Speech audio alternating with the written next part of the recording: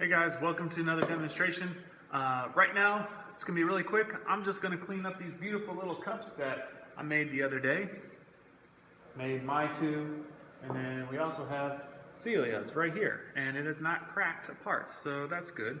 Not that I was expecting it to, just I've made some cups or things in the past. The first time I poured a mold, like it cracked along the seam. But this has not, so beautiful, excellent. It'll go really quickly. I just want to show you this one last step before these things get sent off to the oven, so to speak, to get baked. What they do or what they need to be cleaned up. So I'm going to hop over here onto behind the table. Now, this is going to go against everything I've ever taught you, so to speak, with in regards to using a sponge on water. Or excuse me, using a sponge with water on clay. Oh my gosh, I should write a script, right? Previously I've told you, you should not do what I'm about to do. And that has a lot to do with the clay and adding water to it. However, all bets are off when you have a slip casting. This works really well to clean it up. It's just taking a wet sponge, kind of a damp sponge, and just running it over that surface to smooth it all out. Because this is a really uniform, clean surface, I can put water right on top of it, and the expansion contraction, it really shouldn't affect the clay. And so all I have to do is just kind of rub this sponge over top. And I picked up this trick from my friend who knows way more than I do. And when I asked him about it, he's like, oh no, it totally doesn't matter because it's a slip cast object. And so the water isn't going to ruin the vessel. And then it becomes a really great way to sculpt it back. So just kind of go over top of all the surfaces, clean up all those little marks that get put on top of it. Take my knife here and just kind of clean the bigger part. Clean that up, clean this up, clean that up. That's starting to look pretty good. I'll just set this down for a second. Get Celia's here.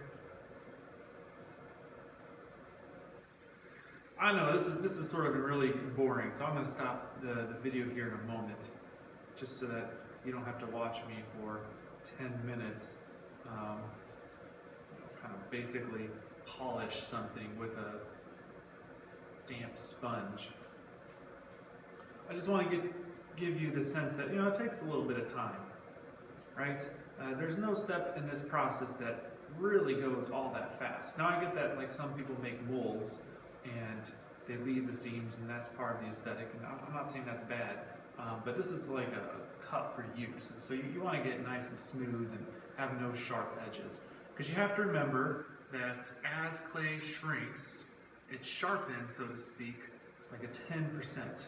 So this sort of idea that a sort of slightly rounded edge will sharpen up into an actually like pretty sharp edge, or will kind of dry up, shrink into a really sharp edge.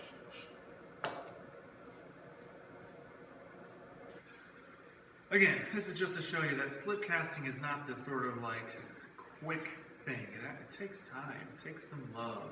You have to really care for all these objects in the same way, or maybe even more so if you're talking about some thrown cups than you would like a throwing.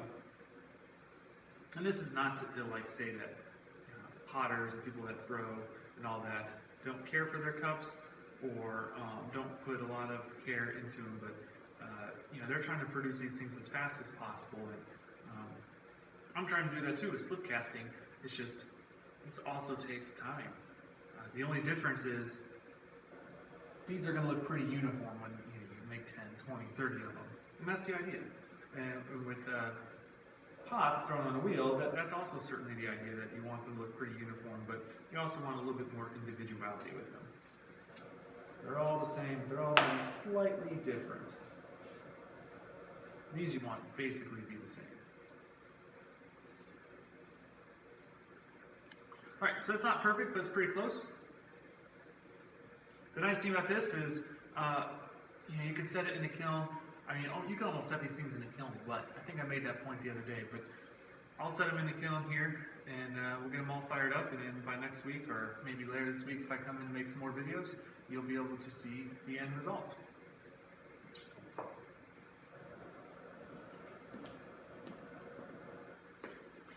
All right, well, that's going to do it for the slip casting part. Again, stay tuned. Eventually I'll glaze them up and you'll get to see the final product, and that'll be really exciting. Stay sharp.